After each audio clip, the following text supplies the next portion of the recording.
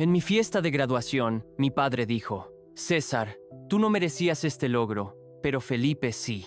Levanté mi copa y con una ligera sonrisa respondí: Muy bien, entonces que él pague tus cuentas. La sonrisa era tranquila, contenida, de esas que aparecen cuando miras a alguien que ha dejado claro que nunca te apoyó. Después de mis palabras, cayó el silencio 5 o 10 segundos, pero parecía que el tiempo se había ralentizado, y noté cómo cambiaban las expresiones de los invitados. Las risas se apagaron, el tintinear de los platos cesó, y mi padre, aún con una botella de cerveza medio vacía en la mano, parpadeó como si no pudiera creer lo que acababa de oír. Pero yo sabía lo que había dicho, y por primera vez cada palabra fue sincera.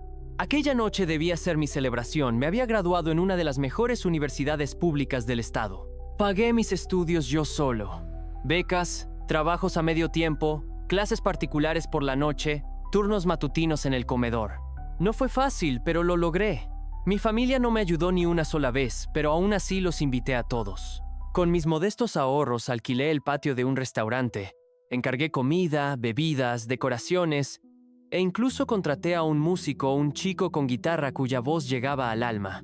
Quería que esa noche fuera especial, un momento importante, y tal vez lo fue, pero no como yo lo había planeado.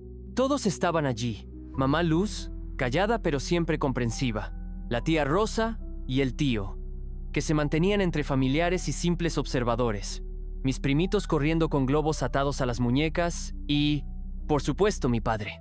Llegó tarde, ya algo borracho, con la camisa arrugada y esa irritabilidad que yo conocía demasiado bien. Felipe, mi hermano, no vino, rara vez lo hacía, pero de algún modo estaba presente en cada palabra de mi padre, especialmente en la que arruinó la velada. Tú no merecías este logro, dijo mi padre al levantarse, como si fuera a brindar, pero Felipe sí. Las palabras sonaron pesadas, sin un atisbo de broma, cargadas con el peso de muchos años. Y entonces lo entendí. Toda mi vida había esperado que dijera que estaba orgulloso de mí, pero eso no iba a pasar.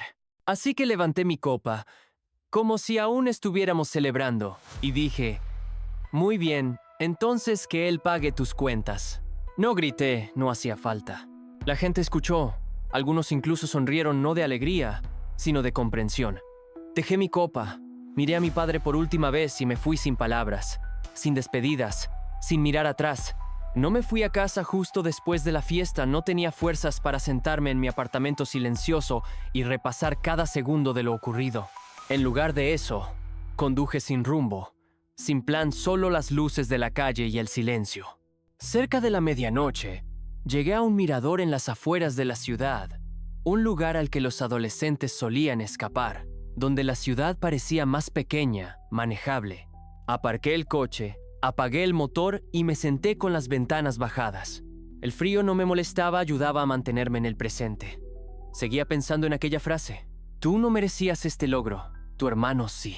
¿Qué logro? ¿El título por el que luché durante 5 años agotadores? ¿El trabajo que conseguí tras una ronda dura de entrevistas? ¿La deuda que logré evitar comiendo solo fideos y diciendo que no a las salidas mientras todos los demás salían? ¿Qué hizo Felipe para merecerlo más? Esa pregunta me había perseguido toda la vida. Cuando crecíamos, Felipe siempre recibía un perdón fácil, segundas oportunidades, aplausos solo por aparecer. Abandonó la universidad tras un semestre, y aún así mi padre lo llamaba inteligente. Cuando yo, con 16 años, conseguí mi primer trabajo para pagar mi uniforme escolar, Felipe recibió su tercer aviso en una tienda, y aún así fue elogiado por su trabajo duro. Pero no tenía pruebas sólidas de la injusticia hasta el tercer año de universidad. Entré sobre la mesa de la cocina una factura de la matrícula de Felipe pagada por completo. Entonces, entendí por primera vez. No solo lo sentí, sino que lo supe con certeza. Todo era tan injusto como había temido. No dije nada, no quería empezar una pelea. Pensé que quizá no me ayudaron porque no tenían dinero, tal vez hicieron lo que pudieron, o creyeron que yo lo lograría solo. Pero, de pie en aquel patio hace unas horas, escuchando cómo mi padre elogiaba a un hijo que ni siquiera estaba presente, dejé atrás los quizá. Entonces, empecé a escarbar en viejas notas, en recuerdos que había enterrado, en quién eligieron salvar y a quién dejaron solo para sobrevivir. Nunca fue por dinero, ni por éxito, fue por fe. Mis padres, especialmente mi padre, nunca creyeron en mí. Miré la ciudad oscura y susurré.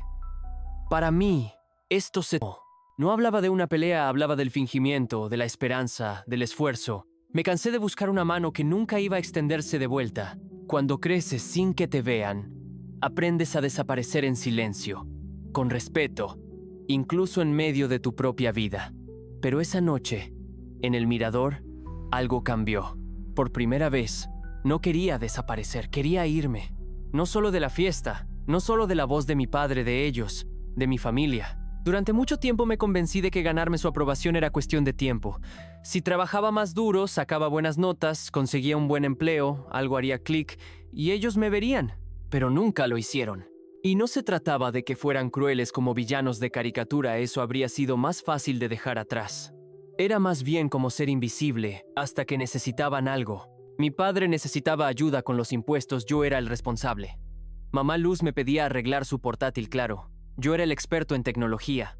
Felipe chocaba el coche, otra vez esperaban que yo lo llevara a entrevistas para trabajos que nunca aceptaría. No me odiaban, eso requeriría esfuerzo. Simplemente no les importaba. Esa comprensión creció lentamente durante los días posteriores a la fiesta. No respondí mensajes ni notas de voz. La tía Rosa me escribió por redes sociales que papá no estaba en sí esa noche, que no quiso decir eso. Mamá dejó un mensaje de voz. Por favor, no dejes que un solo momento arruine todo. Pero no fue un solo momento. Fueron todos los momentos. Los pequeños comentarios durante los años. Cómo le decían a Felipe que estaba buscándose a sí mismo cuando fracasaba, pero a mí me decían que madurara cuando enfrentaba dificultades. Cómo mi padre me llamó terco por querer hablar de metas profesionales. Y más tarde, esa misma noche, anunció con orgullo que Felipe había formado una banda en el garaje, una banda que nunca tocó. El resentimiento que había enterrado durante años comenzó a salir en fragmentos de recuerdos que ni sabía que seguían vivos. Como cuando me rompí el brazo en la escuela y aún así me regañaron por faltar al entrenamiento, mientras Felipe suspendía todo el semestre y le regalaron un viaje a Florida para relajarse. Como cuando recibí la carta de admisión a la universidad y mi padre solo dijo, «Espero que no estés esperando limosnas». Nunca las esperé. Nunca las pedí, y aún así les di mi tiempo, mi dinero, mi paciencia, mi silencio. Pero ahora no me quedaba nada más que pudiera dar. Sin peleas fuertes, sin gritos, sin monólogos de «te arrepentirás», simplemente me detuve. Dejé de llamar, de escribir, de esperar. Querían verme en un papel que no existía. El hermano tranquilo y comprensivo, la sombra en la esquina que aplaude a los demás. Jugué ese papel tanto tiempo que casi olvidé que podía bajarme del escenario. La decisión no vino con música dramática ni con una claridad repentina. Vino un martes cualquiera. 2 días después de la fiesta, mi graduación. La única foto que le pedí al camarero que tomara antes de salir del restaurante. En el fondo se ve gente riendo, platos llenos, un globo detenido en pleno vuelo. Pero yo no miraba la fiesta, me miraba a mí mismo. No parecía orgulloso, ni siquiera aliviado. Parecía cansado, como alguien que ha cargado tanto tiempo con un peso que se le olvidó que puede soltarlo. Entonces tomé el teléfono no para escribir ni llamar, sino para bloquear. Primero a mi padre, luego a mamá Luz, luego a Felipe, luego al chat familiar donde nunca me incluían en los planes, a menos que alguien necesitara un transporte o ayuda con papeles. Uno por uno, los silencié. No escribí mensajes de despedida. No publiqué frases crípticas en redes, simplemente apagué el ruido. Y luego empecé a empacar. Me aferraba a este apartamento por costumbre. Lo suficientemente cerca de casa por si alguna vez me necesitaban. Lo suficientemente lejos para mantener las fronteras. Pero no era mío. Era una sala de espera. Algo entre intentos y rendición. Ahora había dejado de esperar. Vendí la mayor parte de los muebles a través de internet. Usé el dinero para pagar el saldo de los préstamos estudiantiles y pasé el contrato de arrendamiento a un amigo del trabajo. 2 semanas después me fui. Nueva ciudad, nuevo apartamento, nuevo número, sin fanfarrias. Lo único que tomé, además de lo esencial, fue mi diploma. Finalmente lo metí en un marco y lo colgué sobre mi mesa. No para presumir, no para motivarme, sino como prueba de que lo hice por mí mismo, de que importó, aunque nadie más lo creyera. Incluso si mi padre se paró frente a la multitud y trató de borrarme, yo seguía aquí, seguía de pie. Y por primera vez estaba solo no porque me echaran, sino porque me fui yo mismo. Es extraño lo ruidoso que era el mundo antes, hasta que los corté. No solo sus voces, las constantes punzadas, los comentarios pasivo-agresivos, sino también el ruido interno, ese zumbido suave. ¿Debería llamar? Tal vez si lo explico, lo entenderán. Cuando desapareció, reemplazado por silencio, esperaba sentir soledad, pero en su lugar sentí libertad. En la primera noche en el nuevo apartamento me senté en el suelo, sin sofá, sin cama, solo un colchón y una caja de comida para llevar, y escuché el silencio. No el que te hace buscar un fondo, sino el que se asienta en los huesos, que te hace respirar más lento. No miré mi teléfono, no revisé las redes sociales para ver si alguien notó mi partida. Sabía lo que encontraría: llamadas perdidas, mensajes llenos de culpa disfrazada de amor, tal vez un par de «después de todo lo que hemos hecho por ti», con la habitual carga de deuda. Pero todo lo bloqueé, no para castigarlos, sino porque estaba cansado de dar explicaciones a personas que ya habían decidido lo que valía. En ese silencio comencé a recordar quién era antes. Me gustaba cocinar, hasta que las cenas familiares se convirtieron en juicios. La segunda noche preparé comida real. Nada complicado. Solo pasta con verduras fritas y pan de ajo, pero comí en la mesa que yo mismo había montado. Recordé que me gustaba dibujar. Encontré viejos álbumes, escondidos en una caja que decía diversos, y comencé a llenar las páginas, sin juicios, sin presión. Recordé que me gusta mi propia compañía, que no necesito probar mi valor para sentirme digno. Y poco a poco comenzaron a llegar nuevas personas a mi vida. El vecino Néstor, que me invitó a las noches de juegos de mesa con sus amigos, una mujer llamada Celia, que conocí en la librería. Ella me preguntó qué estaba leyendo, y hablamos durante un café. Los colegas me veían no solo como fiable, sino como alguien con una historia que querían conocer, no reescribir. No sabían sobre los años que pasé intentando ganarme el amor como si fuera una competencia. Simplemente les gustaba mi compañía. Esto era algo nuevo. Alguien tocó la puerta. 3 golpes firmes, no como los de un vecino o un repartidor. Me quedé quieto. Nadie golpea así. Cuando abrí la puerta, estaba mi madre, Luz. Parecía más pequeña de lo que recordaba. No físicamente, sino como si estuviera disminuida. Como una persona que quiere parecer segura, pero no puede. Estaba en la ciudad, dijo, como si eso lo explicara todo. Decidí pasar. Guardé silencio. Solo sostenía la puerta, ni abierta ni cerrada, esperando.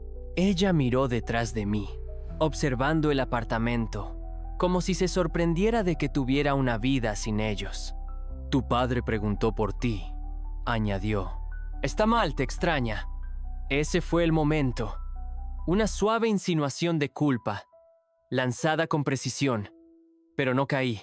Tuvo toda la fiesta para decirlo, respondí. Y cerré la puerta suavemente. No con ira, sino con claridad.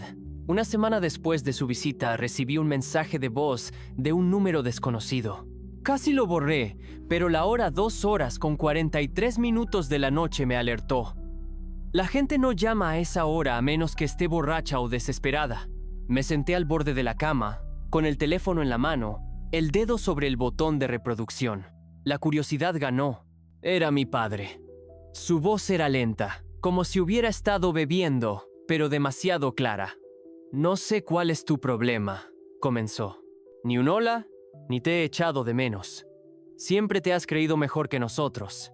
Esa mirada en tus ojos, como si el mundo te debiera algo solo por existir. ¿Te graduaste? Bien, pero no finjas que lo hiciste solo. Eres de los nuestros y volverás con nosotros tarde o temprano. Un clic. Y eso fue todo. Ni disculpas, ni remordimientos. Solo un recordatorio de que, a sus ojos, mi independencia era una traición. Mi éxito era arrogancia. Pero esta vez el mensaje no me afectó. Confirmó lo que ya sabía. Ya no era parte de su historia. Y por primera vez eso se sentía como paz. No sentí ni ira, ni lágrimas. Solo me quedé sentado en mi apartamento tranquilo, mirando las luces de la ciudad por la ventana, y sentí. Todo había terminado. No fue una derrota ni tristeza, sino una conclusión. Es extraño cómo un solo momento puede ser tan definitivo. No porque algo explote, sino porque nada sucede. La voz que alguna vez traté de agradar suena pequeña, vacía, insignificante, como un extraño que alguna vez tuvo poder sobre ti, pero que ya no lo tiene. Esta fue la última vez que escuché la voz de mi padre. No bloqueé el número, no llamé. Simplemente dejé el mensaje sin respuesta, como muchas de las preguntas por las que antes no dormía. Y ese silencio, esa decisión de no reaccionar, fue más creativo que cualquier discusión. La vida no se volvió perfecta, pero se volvió real. Encontré un trabajo que me gustaba, nada pretencioso, simplemente estable, el mío. Comencé a trabajar como freelancer, creando diseños, poniendo creatividad en proyectos que me recordaban que yo era más que lo que pensaban de mí. Mi apartamento poco a poco se llenaba de señales de una vida de la que estaba orgulloso. Estanterías con libros marcados, una mesa de comedor de segunda mano con sillas que no combinaban, pero que de alguna manera encajaban, una foto enmarcada, yo con toga y birrete, sonriendo no para nadie, sino porque lo había logrado. Estaba construyendo relaciones que no eran un trato. Néstor, mi vecino, se convirtió en un amigo cercano, uno que no parpadeó cuando le conté toda la historia mientras tomábamos una cerveza. Asintió, me ofreció otra botella y dijo: algunas familias te crean, otras te rompen. Parece que la tuya hizo ambas cosas. Celia y yo empezamos a vernos más a menudo, lentamente, conscientemente, sin juegos. Simplemente dos personas que fueron heridas de manera diferente, pero que decidieron estar juntas por algo bueno. Y eso era lo más importante. No estaba construyendo una nueva vida para demostrar algo. La construía porque finalmente creí que la merecía. Elegidos, amados sin condiciones. Un día, mientras colgaba un cuadro nuevo sobre el sofá, noté que mi teléfono vibraba. 37 llamadas perdidas, todas de números que alguna vez conocí de memoria. Un mundo que no sabía existir sin mi trabajo, mi silencio, mi dinero. Miré la pantalla, apagué el sonido y volví al cuadro. Un domingo, cuando el aire era suave y la luz inundaba todo perfectamente, regresaba de la cafetería con una barra de pan fresca bajo el brazo y dos bebidas frías, una para mí y otra para Celia. Ella me esperaba en casa, hojeando nuestra colección de discos. No pensaba en la familia, en absoluto, hasta que doblé la esquina y vi el coche que no había visto en casi un año, el de mamá. Estaba inmóvil, como si hubiera llegado a su destino con el último aliento, sin saber qué hacer. Me detuve, el corazón tranquilo, la mente clara. Estaba frente a la entrada de mi casa, mirando las ventanas, como si no estuviera segura de cuál era la mía. Todavía no me había visto y yo no me movía. Me quedé a media cuadra, observando cómo manipulaba algo en las manos.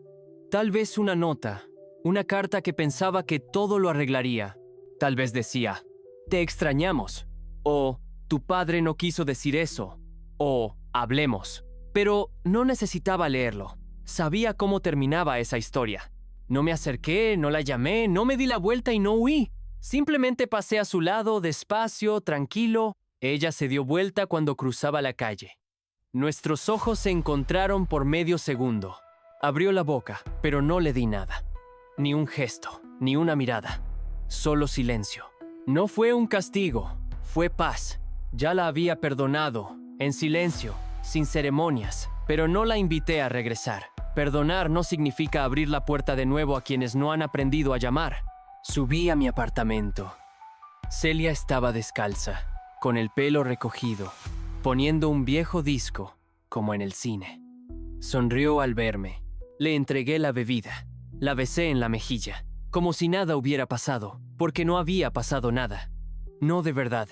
Detrás de mí, el pasado esperaba en la acera, pero yo ya estaba en casa. Mi diploma cuelga sobre la mesa en un simple marco negro, sin iluminación, sin ruido. Simplemente una prueba silenciosa de una vida que construí cuando nadie aplaudía. A veces, por la noche, me siento debajo de él con una taza de café, la ventana entreabierta, la música sonando suavemente. Ese es mi momento favorito del día. Silencio, conocimiento. El teléfono yace junto a mí, lleno de llamadas perdidas. De mi madre Luz. De parientes lejanos que solo llamaban si había una razón. Incluso un par de números desconocidos que de todos modos reconocí. Ya no los bloqueo. Simplemente no contesto.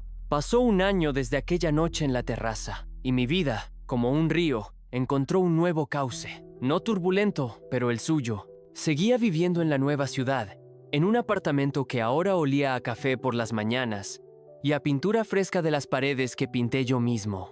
Mi trabajo como freelancer de diseño no solo me traía dinero, sino también alegría. Cada proyecto era como un pequeño pedazo de mí que cobraba vida en la pantalla. A veces tomaba pedidos tarde en la noche, cuando el silencio ayudaba a concentrarme, y en esos momentos sentía que finalmente respiraba profundamente. Pero el pasado, como una sombra, no desapareció por completo. Solo se hizo más silencioso, como pasos fuera de la ventana que se oyen, pero no te volteas a comprobar. Una mañana, cuando regresaba de correr, estaba Néstor, mi vecino, frente al edificio con una caja en las manos. «Te llegó un paquete, César», me dijo, extendiendo el paquete envuelto con una cuerda simple. «El repartidor lo dejó conmigo. Ya sabes cómo son aquí, siempre tan apurados». Le agradecí, pero al tomar la caja noté que no tenía remitente. Solo mi nombre, escrito en una caligrafía familiar. Mi corazón se detuvo por un segundo. Era la letra de mi madre, Luz. No abrí el paquete de inmediato. Lo llevé a casa, lo dejé sobre la mesa de la cocina y lo miré como si pudiera hablar. Dentro de mí luchaban la curiosidad y el cansancio. No quería que el pasado irrumpiera de nuevo en mi vida, pero tampoco podía simplemente tirar la caja sin saber qué había dentro. Esa noche, después de la cena pasta con salsa de tomate que ahora cocinaba mejor que en un restaurante, me decidí. Corté la cuerda y abrí la tapa. Dentro había fotos viejas, unas cartas dobladas por la mitad y una pequeña caja de madera que no había visto desde mi infancia. En la parte superior había una nota, corta, sin palabras innecesarias. «César, esto es tuyo. No pido perdón, solo quiero que sepas». No había firma, pero ya sabía de quién era. Las fotos eran de aquellos tiempos en los que aún creía que la familia era un lugar donde siempre te esperaban. Yo, en bicicleta, de unos 7 años, sonriendo sin un diente delantero. Yo, en el concierto escolar, con un traje torpe, con la guitarra que nunca aprendí a tocar bien, y una en la que estamos todos juntos. Yo, Felipe, Luz, papá, tía Rosa, en alguna fiesta, todos riendo. No recordaba ese día, pero miraba mi rostro y trataba de encontrar al niño, que aún no sabía lo que era ser invisible. Las cartas eran viejas, algunas amarillentas. Una de Luz, escrita cuando me fui a la universidad. Ella escribía sobre lo orgullosa que estaba, pero me pedía que no se lo dijera a mi padre, porque él no lo entendería. Otra, de tía Rosa, felicitándome por mi primer año en la universidad, con unas líneas sobre cómo siempre vio en mí una terquedad que movería montañas. Leí y sentí cómo algo se apretaba dentro de mí, no por dolor, sino por una extraña mezcla de arrepentimiento y alivio. Me veían, a veces, pero nunca lo dijeron en voz alta. ¿Por qué? La caja resultó ser la misma que estaba en la habitación de Luz cuando era pequeño. Dentro estaban mis viejos dibujos, el boleto del primer concierto al que fui solo y una nota de mí mismo, de unos 10 años. «Seré alguien grande». No recordaba haber escrito eso, pero ahora, al sostener el papel en mis manos, sonreí. Lo logré. No para ellos, sino para mí. No llamé a Luz, no escribí, no porque estuviera enojado, sino porque no sabía qué decir. Ese paquete no requería respuesta. Era como un punto en una frase que ya había terminado de leer. Pero me hizo pensar en lo que dejé atrás y lo que aún estaba por venir. Celia, con quien ahora pasábamos casi todas las noches, notó que me había vuelto más callado. ¿Pasó algo?, me preguntó una vez mientras caminábamos por el parque, donde las hojas ya comenzaban a volverse amarillas. Le conté sobre el paquete, las fotos, la nota.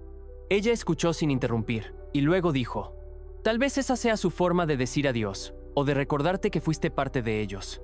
Asentí, pero en el fondo sabía, no era parte de ellos, no de la manera en que ellos querían, y eso estaba bien. Al día siguiente, fui a una pequeña galería donde a veces exhibía mis diseños. Allí estaban Celia, Néstor y un par de amigos más, que se habían vuelto más cercanos que cualquier familia que alguna vez tuve. Estábamos bebiendo vino barato, riéndonos de mis viejos bocetos, y de repente me di cuenta de que ya no buscaba aprobación, simplemente vivía. Pero en algún rincón de mi conciencia sabía, Esta historia no ha terminado. Luz, papá, Felipe, aún están ahí, en el mundo que dejé atrás, y tal vez algún día nuestros caminos se crucen de nuevo. No para arreglar todo, sino para entender quiénes nos hemos convertido por separado. ¿Qué piensas? ¿Es posible perdonar completamente y dejar el pasado atrás sin volver a quienes nos lastimaron? Comparte tu opinión en los comentarios.